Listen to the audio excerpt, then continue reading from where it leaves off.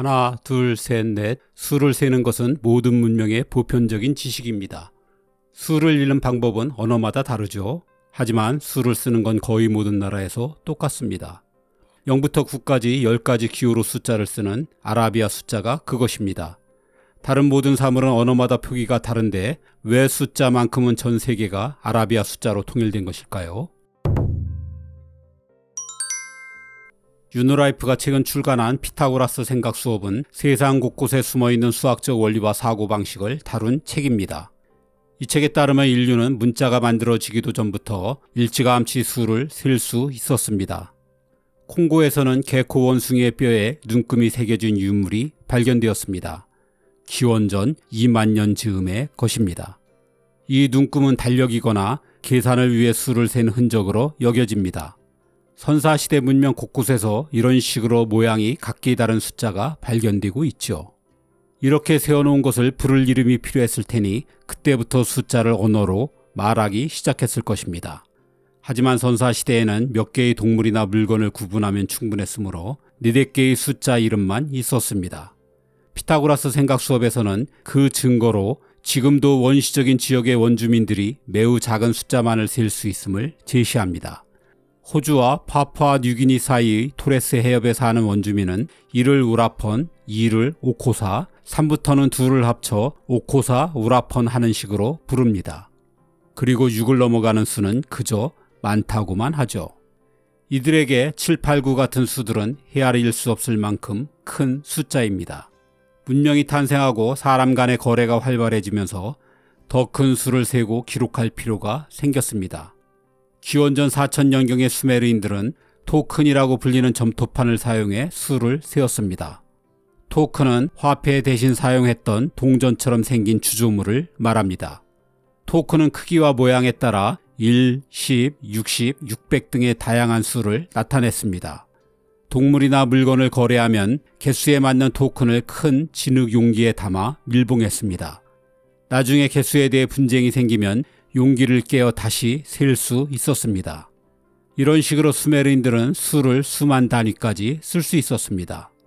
그러다 용기를 깨지 않고도 검증할 수 있는 방법이 등장합니다.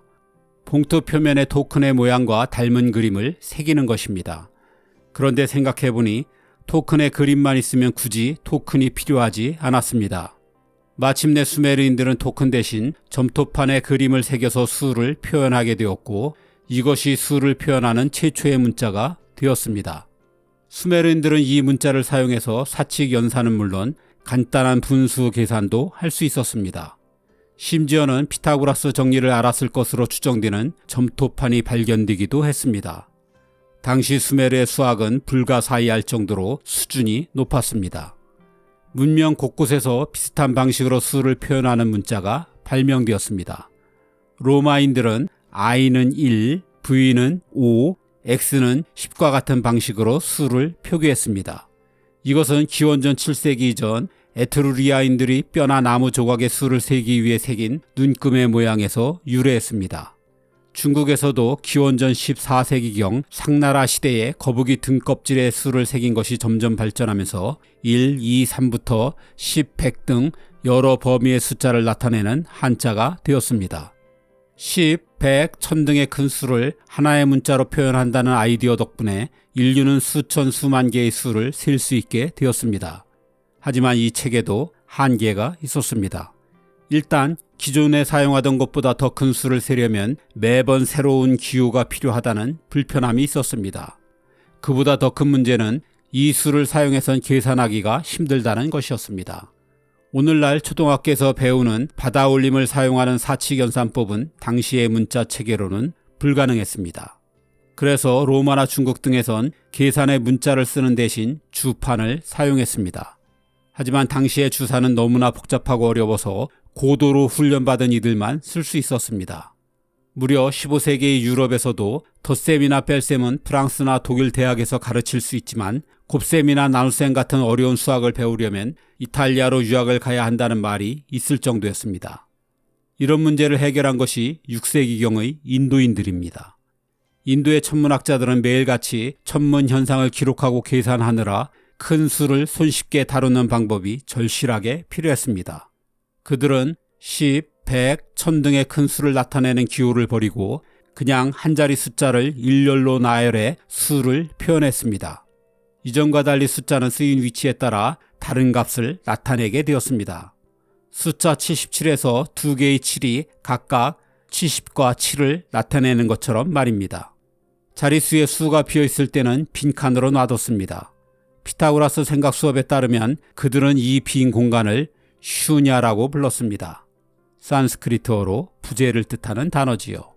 이 빈 공간은 나중에는 작은 동그라미 기호로 표기되었고 곧 이는 슈냐 삼캬라고 불리는 하나의 숫자로 취급되었습니다. 즉 0이라는 숫자가 탄생한 것입니다. 인도 수학자들은 0은 같은 두 수를 뺄셈하면 얻어지는 수라고 정의했습니다.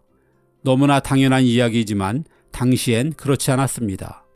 원래 수는 무언가를 세기 위해 만들어졌으니 무언가가 없는 것은 수가 아니었던 것입니다. 0을 수로 받아들이고 계산한다는 것은 정말로 받아들이기 어려운 개념이었습니다.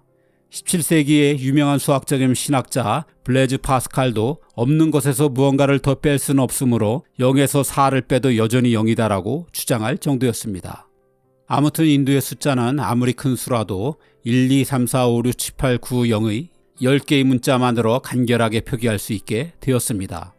게다가 이 표기법에서는 덧셈, 곱셈 등의 사칙 연산을 쉽고 체계적인 방식으로 계산할 수 있었습니다. 인도인들은 오늘날의 받아올림과 비슷한 사칙 연산법을 개발했습니다. 덕분에 곱셈과 나눗셈을 할 때 어려운 주산에 의존할 필요가 없어졌습니다. 즉 인도의 숫자 체계는 단순히 수를 쓰는 언어가 아니라 큰 수를 간결하게 다루고 계산하게 만들어주는 기술이라고 보아야 합니다.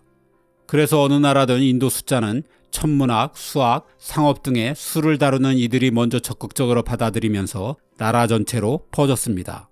8세기경 이슬람 제국에서는 인도의 천문학 지식을 받아들이면서 인도 숫자도 수입했습니다.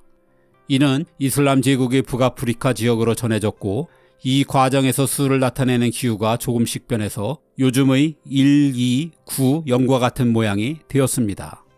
이 지역에서 아랍의 숫자를 공부한 수학자 피보나치가 이탈리아의 이를 소개하는 책을 썼고 그래서 유럽에는 아라비아 숫자로 알려지게 되었습니다. 이 책은 이탈리아 상인들에게 이자 계산이나 환전 등의 계산을 주판 없이 쉽게 하는 방법을 가르쳐 주었습니다. 주판을 사용하는 기존의 계산 전문가들과 이슬람의 영향을 경계한 교회는 아라비아 숫자가 탐탁지 않았습니다. 그래서 아라비아 숫자는 산수를 너무나 쉽게 만드니 무언가 악마적인 면이 있을 것이란 이유로 금지되기도 했습니다. 그래도 아라비아 숫자는 이탈리아의 상인들을 중심으로 퍼져나갔고 인쇄기가 발명 뒤로 유럽 전체로 퍼져 16세기 중반에는 대부분의 유럽에서 사용되었습니다. 유럽이 과학의 중심지가 된 후로는 서양식 아라비아 숫자가 세계로 퍼져나갔습니다.